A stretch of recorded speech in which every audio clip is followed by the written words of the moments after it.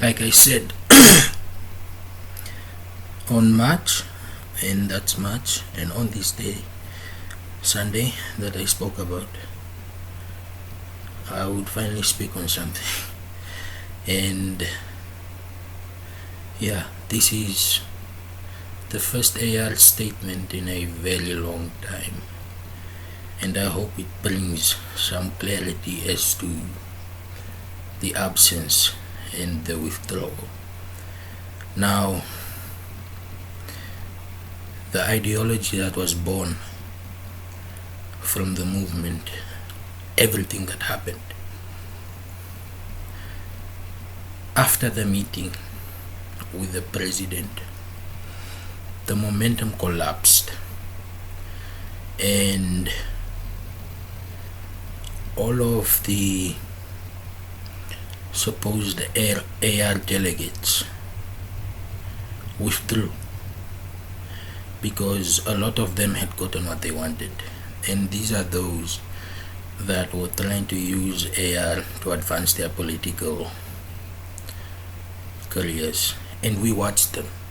I watched them, and I kept quiet because I wanted to see, when there is no leadership, or in the absence of leadership, what would happen. Would they gather and decide on a new leader? Would someone decide to name themselves leader? And how loyal are some of the movement founders towards the leadership establishment as we have it, as well as the beneficiaries? We know to mock AR, $100 has been added to poverty alleviation, to the old age pension. Of course, we were involved in the old age pension, gave a meaningful case until it was eventually accepted, and that was good. But the matter of housing and land wasn't addressed, hasn't been addressed, and now is hanging up in the air. There haven't been new ideas. The AR movement was something that touched all corners of this planet, and thus we had delegates overseas. We had people that supported the AR movement who could not understand what had happened. Was the betrayal? Where does it go from here? What is being done and what is absent? Has it died down? And it did die down. It died down to the people that wanted instant results. There were results based on calming the people. There was a lot of tension and a lot of people who just wanted things, and that chaos ensued when someone decided to rally up people for their political benefit, because supposedly they were the AR ideological founder, and thus they were eliminated.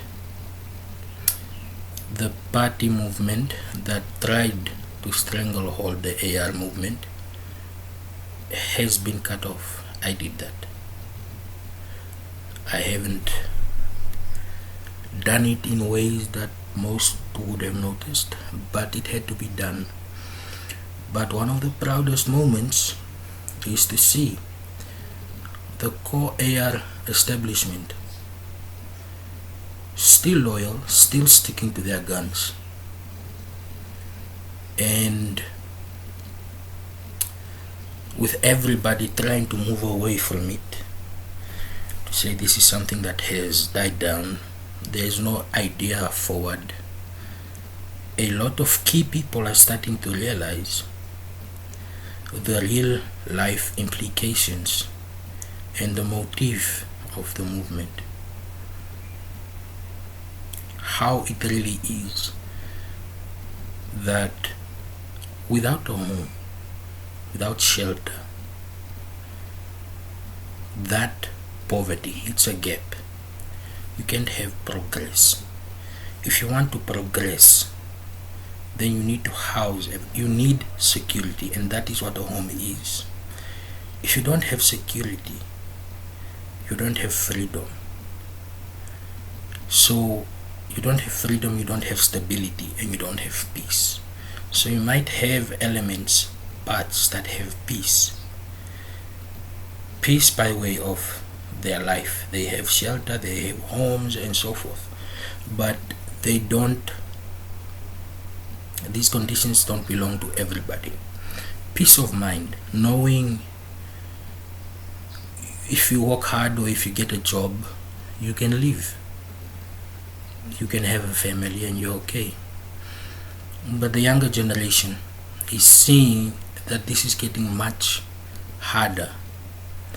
And due to the lack of identification by way of the middle age and the younger generation, so-called millennials, you have a tension brewing where there is a bottleneck of reward based on age. The age factor shouldn't be there. It should be capability, capacity, and how hard you work, how valuable you are to that institution, that place. This doesn't happen. You have instability, and as much as it can be patched up for a short time, it will brew up again. So one of the core ideas that were put forward, that the government leadership has, they have this information, they even affirmed having gotten the information, but don't know how to play it out at the moment, because there is no land scarcity. What we have is infrastructural poverty, and this is, people have not moved away from the traditional ways of how homes are established. So we have to wake the people up and say, there is a better life, but not to have them panic and be angry and say we want that tomorrow. No, but to say, we can walk towards that by doing this, because now we have youth that are mostly being used for voluntary work with no reward. At some point they will get frustrated. There has to be a sense of reward. You work very hard here, here's your reward. And it shouldn't be a secret, it shouldn't be something unexpected to reward someone that obviously did something and everybody knows this. That's not corruption, in case people are wondering. That's not how corruption is. We need to reward our champions. And now, within the process of this movement, the next phases that are going to come out, they have to be based on a system of association. And that means if you agree, if you sign up, then obviously you will get your reward. So it's basically putting fuel in an engine. The car won't move, or the engine won't start without the fuel. That transition has to happen. If it doesn't happen with AR, then it will happen with something else. That's just the logic of it. It's an independent organization that should not be impeded by political rhetoric, political opportunism. And it should be championed by the establishment even, because it is doing good. It's not competing against political parties, it's facilitating the government. That was the design direction. And now that all the parties have shut up and died down, maybe this can finally be something people realize is meant for the nation and not just few individuals, and it's not a group whereby